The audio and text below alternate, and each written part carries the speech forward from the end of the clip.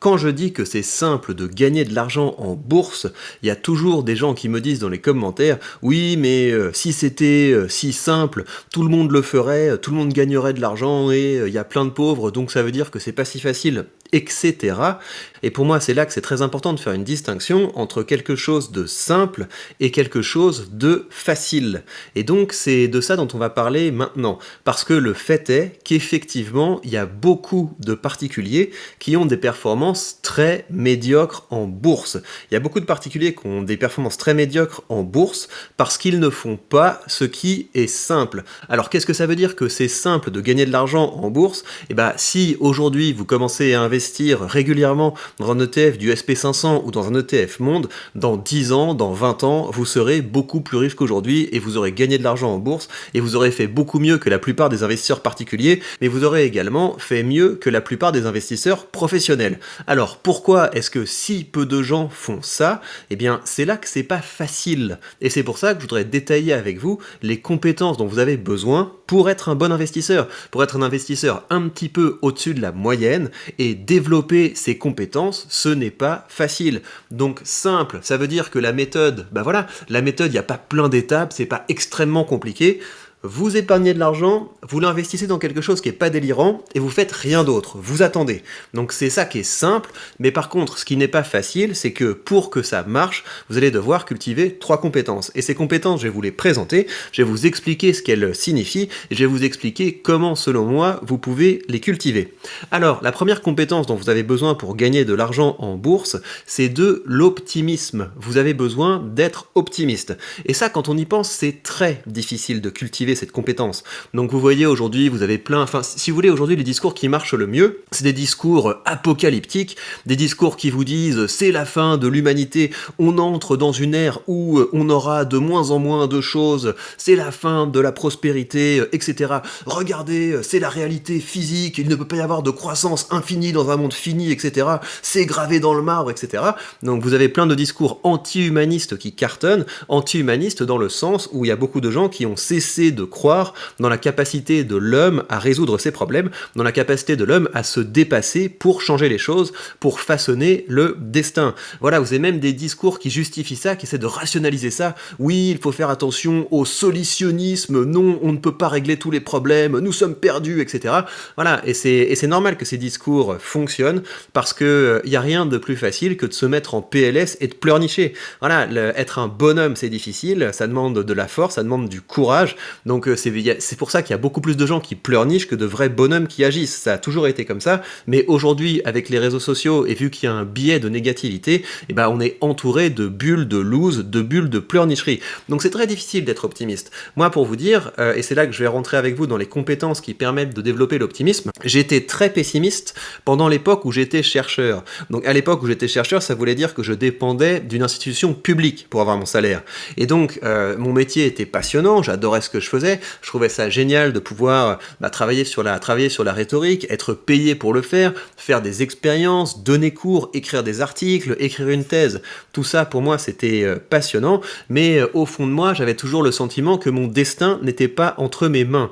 Mon destin c'était entre les mains de ceux qui me finançaient, c'était entre les mains des gens qui allaient décider dans des commissions un peu obscures qui allaient avoir le droit de passer à l'étape supérieure, et ces gens eux-mêmes qui étaient tout en haut de la hiérarchie du monde universitaire, académique et scientifique, eux-mêmes étaient assez souvent en train de pleurnicher en disant oui mais notre avenir dépend de la capacité du politique à refinancer notre institution, etc.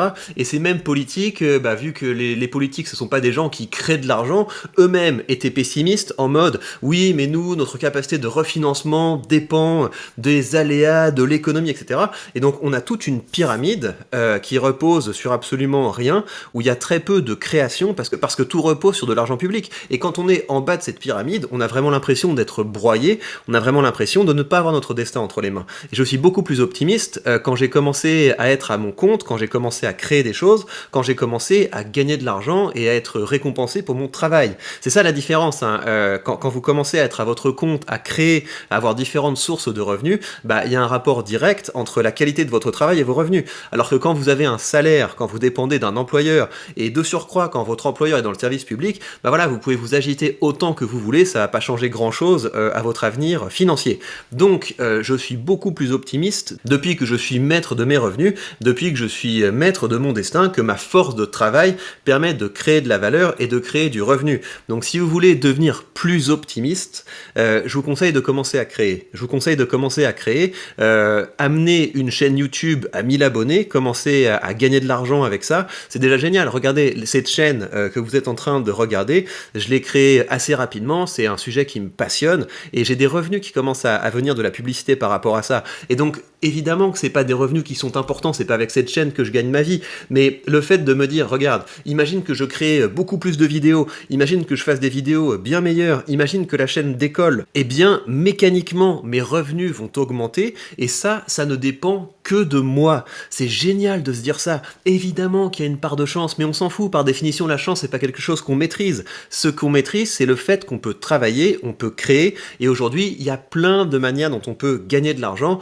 en créant des choses, en le montrant, en développant une expertise, en partageant cette expertise. Enfin voilà, vous avez plein d'outils qui vous permettent de gagner de l'argent. Et donc, quand on commence à faire rentrer de l'argent par notre travail, qu'il y a une corrélation directe entre ce qu'on fait et ce qu'on gagne, la vie c'est clair. La vie c'est clair, et on devient beaucoup plus optimiste parce qu'on a l'impression que notre destin est entre nos mains. Et donc, non seulement je vous conseille de commencer à créer, commencer à devenir un créateur, commencer à vivre des fruits de votre travail, des fruits de votre expertise, des fruits de votre passion, et entourez-vous de gens comme ça. Entourez-vous de gens comme ça. Voilà, moi, quand j'ai des dîners de famille et que je suis avec des gens qui sont, parfois peut-être dans la fonction publique, parfois qui sont peut-être employés, etc., c'est des gens qui passent quand même pas mal de temps à se plaindre. Pourtant, ils sont heureux, hein, ils sont quand même assez heureux, mais il y a une grande partie de leur vie où ils ont le sentiment que ça ne dépend pas d'eux. Et donc ça fait des gens qui commencent à parler beaucoup de politique, commencent à se dire oui, il faudrait que le gouvernement fasse ci, il faudrait que le gouvernement fasse ça, etc.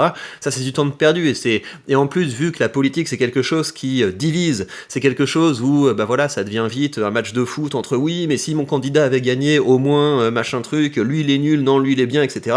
Ça sert absolument à rien. Voilà, ça devient vite la foire d'empoigne et le bureau des pleurs. Donc entourez-vous de gens qui créent, entourez-vous de créateurs. Cette chaîne, je l'ai conçue comme un rendez-vous de créateurs également, pour vous donner un petit peu d'optimisme, pour que vous ayez quelque chose qui rompt avec les pleurnicheries ambiantes. Voilà, parce qu'il y a quand même 95% du contenu qui circule où ce sont des gens qui sont apeurés, ce sont des gens qui sont hystériques, ce sont des gens qui ne sont pas maîtres de leur destin. Donc première chose, cultivez votre optimisme. Pourquoi ? Parce que si vous n'êtes pas optimiste, si vous pensez que le monde va s'effondrer demain, si vous pensez que si vous cessez de croire dans le génie humain, ce qui va se passer, c'est que vous n'allez pas investir, et que dans 15 ans, dans 20 ans, je serai beaucoup, beaucoup, beaucoup plus riche que vous, beaucoup, beaucoup, beaucoup plus riche que les gens qui n'auront pas commencé à investir. Et après, faudra pas dire oui, c'est un scandale que les riches soient riches alors qu'il y a des pauvres, etc. Vous pouvez commencer à devenir riche, vous pouvez commencer à investir, vous pouvez faire un immense cadeau à votre vous futur en commençant à investir. Donc voilà, mais ça suppose d'être optimiste, ça suppose de croire que nos entreprises, nos entrepreneurs, nous allons être capables de créer des choses nouvelles, nous allons être capables de résoudre tout un tas de problèmes qui se présentent à nous, nous allons être capables de faire de tous ces défis des opportunités. Voilà, donc je vous le dis maintenant, ne venez pas pleurer si dans 20 ans je suis 15 fois, 20 fois, 50 fois plus riche que vous. La différence, elle est là. La différence, elle est en train de se faire maintenant. Est-ce que vous allez prendre un chemin où vous allez commencer à suivre la voie des pleurnicheurs, ou est-ce que vous allez commencer à prendre un chemin où vous allez suivre la voie des créateurs, des entrepreneurs, des investisseurs ? Deuxième compétence dont vous avez besoin pour devenir un bon investisseur, c'est de la patience. En fait, c'est évidemment de la patience, parce qu'il ne faut pas croire que l'investissement, ça va vous rendre riche rapidement. Plus vous pensez que vous allez être capable de vous enrichir rapidement, plus vous allez tomber sur des scams, sur des gens qui vont vous promettre des rendements absolument aberrants, sur des gens qui vont vous parler de robot trading, je sais pas quoi, forex, mon popotin sur la commode. Vous allez vous faire arnaquer. Il y y a plein de gens qui ont besoin de vous vendre des choses, il y a plein de gens qui ont besoin de vous faire croire que si vous aviez cette méthode secrète, voilà, tu m'as jamais vu vraiment l'utiliser, tu m'as jamais vu, t'as jamais vraiment vu comment j'investissais, mais regarde, j'ai un petit club Telegram, regarde, j'ai une super académie des investisseurs, t'inquiète, regarde, je vis à Dubaï, je suis très riche, etc. Tu m'as jamais vu investir, mais qu'est-ce que je suis riche, etc.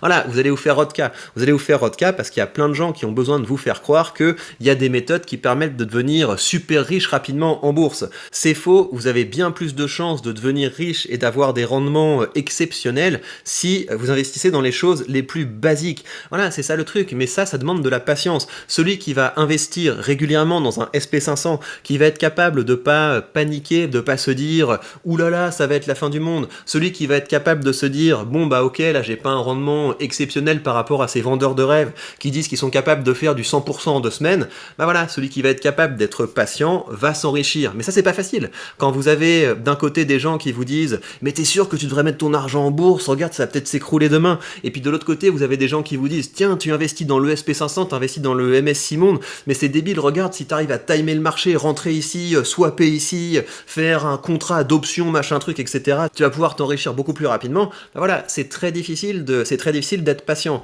Tout nous encourage à être dans l'hystérie, tout nous encourage à acheter là, maintenant, tout de suite, alors qu'on a besoin du contraire. Ne croyez pas que ça va être possible de développer des compétences d'investisseurs absolument incroyables qui vont vous permettre de faire des trades qui vont vous rendre riche.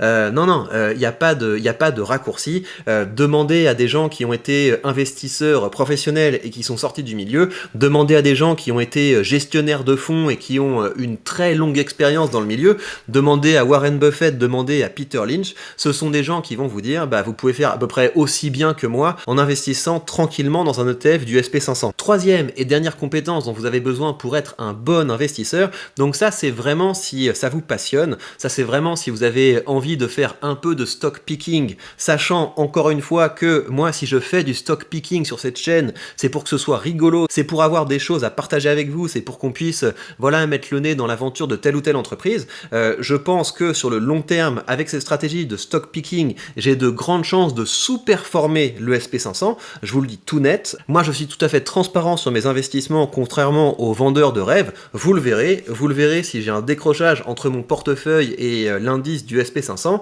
Donc vraiment, si vous voulez faire du stock picking à vos risques et périls, sachant que peut-être que votre argent serait bien mieux investi dans le SP500, eh bien ce dont vous avez besoin, c'est de la curiosité. Vous avez besoin, bah voilà, de quand vous voyez une entreprise, je sais pas, vous voyez une entreprise Air Liquide, vous demandez tiens mais comment ça marche. Puis vous allez voir la page d'Air Liquide, puis vous allez voir que ils font des gaz, mais ça comment ça marche. Tiens ils font des gaz pour l'industrie pharmaceutique. Tiens comment ça marche, pourquoi, etc.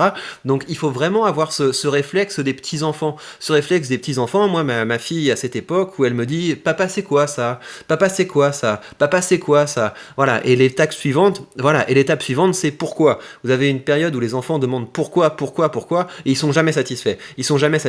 Ils ont toujours envie de savoir pourquoi. Et ben voilà, c'est ça que vous devez avoir comme mentalité quand vous commencez à choisir des entreprises particulières. Vous allez mettre le nez sur les finances, puis vous allez voir, tiens, le PER, c'est quoi ça? PER, c'est le Price to Earning Ratio. Tiens, mais finalement, c'est quoi ce prix? Tiens, finalement, c'est quoi ces earnings? Et vous allez commencer à creuser. Voilà, c'est de ça dont vous avez besoin. Vous avez besoin de geeker, vous avez besoin de commencer à avoir vraiment une mentalité analytique. Ça veut dire pas une mentalité où on se disperse, où on papillonne d'un point à un autre. Non, vous vous focalisez sur quelque chose et vous commencez à creuser. C'est quoi ça? Tiens mais pourquoi? Pour vous dire, là en ce moment, je suis en train de geeker de façon assez sévère sur les cryptos. J'en suis arrivé à un stade où je suis pas mécontent de ce que j'ai réussi à faire.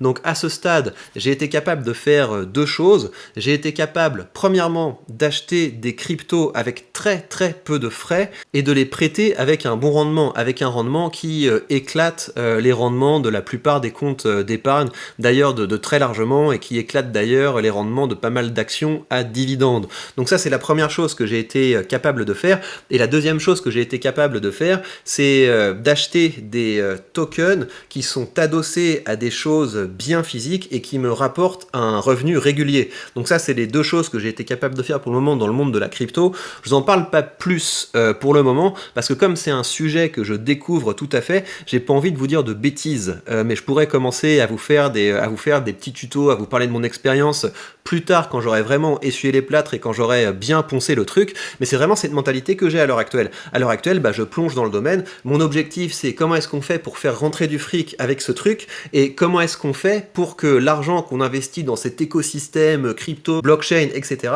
ce soit de l'argent qui est vraiment investi dans des choses physiques qui rapportent du fric. Voilà, moi ça m'intéresse pas de spéculer sur les devises, vous voyez, ça m'intéresse pas d'acheter du bitcoin en me disant que je vais pouvoir ensuite les échanger contre du dollar si ça avance, etc. Voilà, j'ai pas envie de faire du trading. J'ai envie de pouvoir bénéficier de ces technologies pour pouvoir faire plus facilement des choses concrètes que ce qu'on pourrait faire dans le monde traditionnel. Et donc très concrètement, acheter une part d'une entreprise et être rémunéré par cette entreprise, être capable de faire des crédits à des gens, donc d'être payé pour le fait qu'on a des liquidités de façon beaucoup plus facile que dans le système financier traditionnel. Voilà, c'est ce genre d'objectif que j'ai, mais je reviendrai là-dessus quand je serai absolument sûr de ce que je suis en train de faire, mais je suis très loin pour le moment d'être sûr de ce que je suis en train de faire. Voilà, mais je m'amuse bien et ça me permet d'apprendre plein de choses, toujours en creusant comme ça. Pourquoi, c'est quoi ça, c'est quoi ça, c'est quoi ça, comment ça marche, pourquoi ça marche, comment est-ce que je vais pouvoir gagner de l'argent avec ça. Voilà donc selon moi les compétences dont vous avez besoin pour être de bons investisseurs. Vous avez besoin d'être optimiste, vous avez besoin d'être patient, vous avez besoin d'être curieux. On a bien creusé pour aller jusqu'au niveau des compétences qu'il y a derrière, comment est-ce que vous allez pouvoir cultiver ces compétences, et j'espère que vous comprenez maintenant pourquoi gagner de l'argent en bourse, c'est simple. Voilà, il suffit d'investir régulièrement dans quelque chose qui n'est pas délirant, d'attendre de ne faire rien d'autre. Mais c'est pas facile parce que faire ça, ça demande de très belles compétences et des compétences que vous allez devoir cravacher pour développer parce que l'environnement dans lequel nous évoluons vous pousse à ne pas être optimiste, à ne pas être patient et à ne pas être curieux. Je vous rappelle évidemment que si vous voulez commencer à investir, non seulement c'est ce qui va vous permettre de gagner de l'argent, mais c'est ce qui va vous permettre de devenir beaucoup plus compétent. Parce que quand vous commencez à avoir un pied dans le monde de l'investissement, vous entrez là où ça se passe, si vous voulez, vous entrez dans le cœur de la machine, et donc vous commencez à développer une conscience des mécanismes qui font tourner le monde. C'est pas rien. Donc ne serait-ce que par curiosité intellectuelle, vous avez intérêt à commencer à investir, mais évidemment, pour votre liberté financière, vous avez intérêt à investir. Parce que si vous commencez à investir maintenant, dans 15 ans, dans 20 ans, vous serez beaucoup plus riche qu'aujourd'hui. Et vous serez beaucoup plus riche que la personne que vous seriez devenu si vous avez choisi cette voie du loser qui critique et qui n'investit pas. Donc je vous rappelle que si vous voulez commencer à investir, vous avez sous cette vidéo le lien vers le courtier que j'utilise. Et en suivant ce lien, vous pourrez bénéficier d'une action gratuite dès que vous créditerez votre compte. Prenez bien soin de vous. Dites-moi dans les commentaires ce que vous pensez de ces compétences. Dites-moi quelles sont selon vous les compétences qui sont importantes pour investir. Développez-moi tout ça et tant qu'à faire, développer ça dans des contenus, dans des vidéos, c'est peut-être le début d'une belle aventure pour vous. À très bientôt.